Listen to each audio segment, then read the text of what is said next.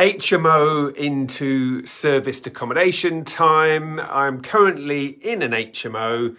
Well, it was an HMO and the owner wants us to turn it into serviced accommodation. Why? Well, landlords are falling out of love with having tenants, far too much legislation and renters reform bill looming large, all of that stuff. So what I'm going to do is show you around this house and just talk you through some of the things you need to consider when turning an HMO into serviced accommodation. Now, I'm going to be flicking the camera around so you can see what I'm talking about as we go through. So I'm in the top room. This is actually a 4-storey house and it was a 5-bedroom HMO. And so we'll use it as a 4/5-bed SA. So I'm in the top room at the minute. I'll just flip the camera, and it's not massive. As you can see, it's right in the loft space. It's got like a Velux window here. One of the things to remember when it comes to SA is it's not someone's home, and in the larger houses, quite often the SA just represents a saving for the guests on hotel rooms, and contractors and trades who like staying for long periods of time love making a big saving on hotels. And again, just to reiterate, it's not someone's home. So if you had a tenant in the property, a room with a bit of a dodgy outlook, if you like, might not be overly appealing, but the guests don't mind for short stays, or even if it's longer stays with contractors, they don't tend to mind either. Okay, let's go on down the stairs then.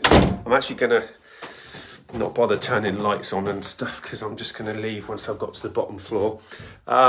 Okay, now let's have a little look around here. So this is an ensuite bedroom. It's got a decent enough window there. Curtains, blinds drawn, but decent enough window there, Velux there.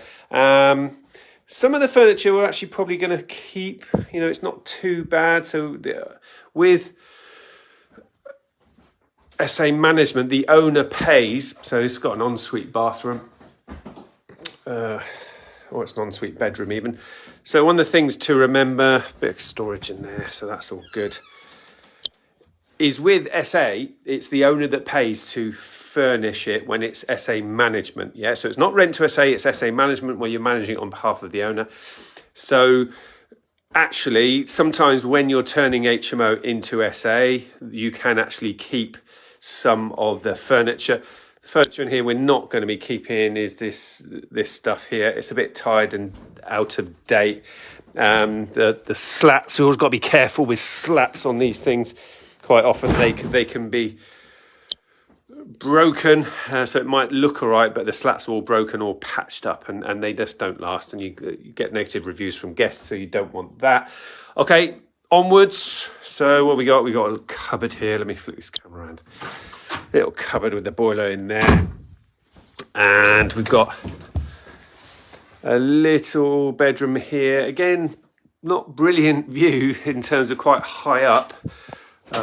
So I'm quite tall, and this window not that great. So would it be massively appealing for people to live in long term? My opinion, not so much, but with SA, it's all good. So this is quite a small room, so we'll just put a single bed in here. So you've already seen an ensuite up there, and in here you've got a bathroom. Now then, this bath, we'll just rip out the bath and put a shower unit in. Remember with SA, don't necessarily need a bath, and we actually think just a shower unit in there would work a lot better in that space. I think I've looked in that room. So loads of stairs. Again, loads of stairs, 4-storey. It's not going to be overly appealing to tenants. Imagine a single let, but with SA, it's not such a big drama. So we've got a really nice room here. Let's have a look round here. None of this furniture is going to stay. We might keep the curtain poles. It's all going, that bed's had it as well. But we'll use this space as the lounge area, which I think lends itself quite nicely. And, you know, you've got the patio type doors with a little rail outside leading out onto the garden space. So we'll have a look at that in a minute. So remember, guys, this is the going the wrong way. This is the before pictures. What I'm going to do is, once we've converted it into SA, I'll actually show you the after pictures, so you can literally see the transformation. So we're on the ground floor now. So you've got the front door coming in. And first room on the left that you've got is a relatively small room. What we'll actually do with this room is just sofa bed, have it as a lounge, so it could be the fifth bedroom potentially, but we'll put a sofa bed in there. So we'll have two lounges actually, but the second lounge, if you like, have a sofa bed in, so that it could potentially be a fifth bedroom. Because it's on the ground floor, we just thought it would be nicer to keep it as a potential lounge type scenario. Okay, and then about to go through into the kitchen. We've got a little WC down here, understairs cupboard there. And we are in the kitchen. So we're going to be able to, in fact, we're going to be getting rid of that, because we're just going to do an integrated new kitchen in here. So integrated fridge freezer there. So just have a little look around the kitchen before I talk about it. And when we've got a bit of utility space in here, we're actually going to lose this. Oh God, let me show you again. We're gonna just get rid of this, and then just have the kitchen just come further out to there. So we'll actually have some cupboard space down there. We don't think it's overly necessary with SA to have a massive kitchen. It's going to be big enough, and just lose this return, and that will just open the kitchen up a little bit more. And in this space here, there'll be a nice table and chairs for dining. Now we're going to be ripping the kitchen out and putting a magnet in via the LNPG discount. So that's something to be aware of. You can get magnet kitchens at a fraction of the normal price via LNPG. I forget what it's called, stands for now. Landlords National something group. Whatever, type in the comments if you remember what the P stands for. Purchasing group, is it? Yeah, so put a new kitchen in here, and then just in there but I think that tumble dryer is okay, and we'll just clear all that space out. We're not overly bothered about having a dishwasher in the property. We're not overly bothered about having tumble dryers in the property. I think people can just rinse your electric if you've got tumble dryers. And we've been doing SA for a while, and we don't get negative reviews for not having tumble dryers and dishwashers. And we just, again, it's the landlord's expense, and so we don't necessarily think the landlord needs to buy those extra appliances for in here. A little top tip for you is when you're doing measuring. So obviously we've been measuring up. Let me just do this. Little top tip for you. I find these devices are really good for doing your measuring. Let me just show you. Got the little laser pointer. I don't know if you can quite see it. Let's just do it on there. Can you see it? No, it's not really showing very well. But you've got a laser pointer. You just click it, and then it tells you the distance when you're doing your measuring up, especially when you're doing your kitchens, to be taking in the measurements to magnet. If you're not too sure, hopefully some stores do, some stores don't. They'll send somebody out to measure up. But if you know what you're doing, you can actually show them the measurements and have a good kitchen plan. But those are just really time saving to be able to do your measuring up using those laser pointers. Have a little normal tape measure as well, because sometimes it's a bit awkward to use the laser pointer in certain areas. Also, I'll tell you what I have done in this house is I've gone around and I've checked the speed test of the Wi-Fi, because it's still got Wi-Fi connected. So really, really important when it comes to SA is you've got to have good Wi-Fi, and you need to be on it as well in terms of getting your Wi-Fi connected, and try and get it connected well in advance of going live date, because sometimes the OpenReach engineer has got to come out and reconnect cables and do all sorts of shenanigans. So you want to get on that. Your guests will forgive you for a lot, right? They could be knee deep in water, but if the Wi-Fi goes down, they're going to hunt you down, right? So you've got to get the Wi-Fi sorted, and it's worth going around the different rooms in the house to see whether or not there's still Wi-Fi there, because guess what? That's where guests are going to be when they're sleeping, and they're going to be trying going on their devices, and they're going to be kicking off if they haven't got good Wi-Fi. So if you go on the App Store and the speed test app, and you can test the speed of the Wi-Fi. Don't trust what the Wi-Fi broadband supplier tells you you're going to get.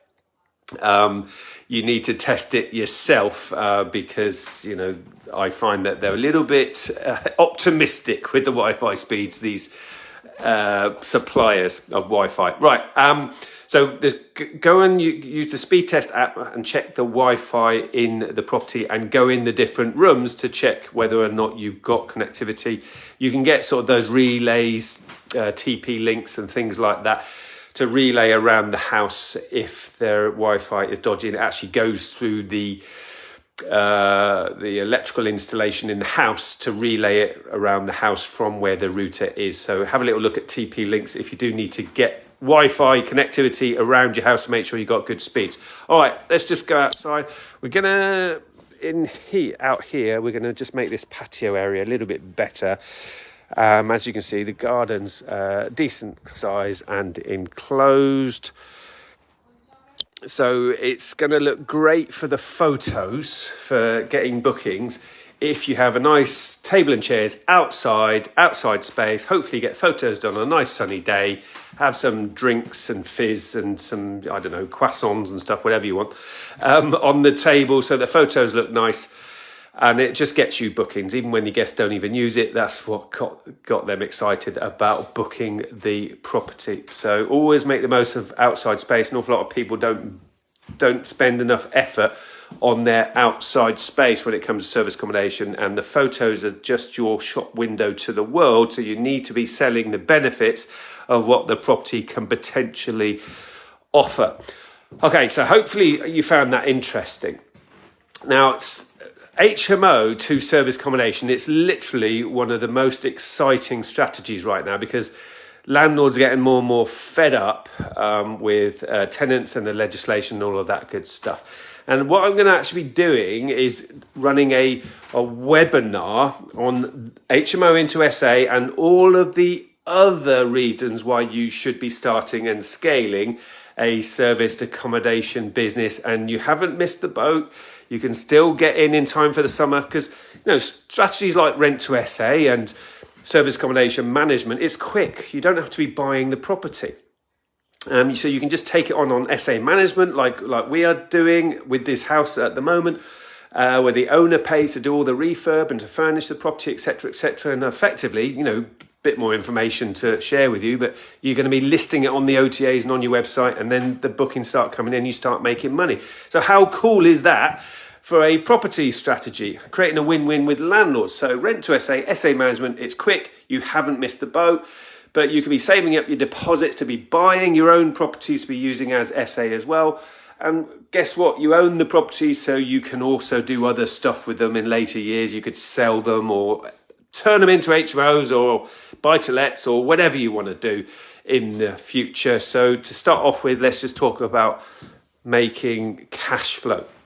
So if you want to learn more about all of this stuff, I'm going to put the link. Now, this video will go out on my different social media channels. So depending on which channel, the link might be in my bio, the link might be in the comments. And so subscribe, click on the link, and you can register to my Serviced Accommodation Summit webinar, and you can start and scale your serviced accommodation business from that point. So any questions on what somebody's posted, Landlords National Purchasing Group. I thought it might be. But yeah, thank you for that. Any other comments that you've got, any questions that you've got, ask away and I'll endeavour to answer those. Register for my webinar and I'll be showing a lot more cool stuff with you about serviced accommodation. And remember, team, you haven't missed a boat.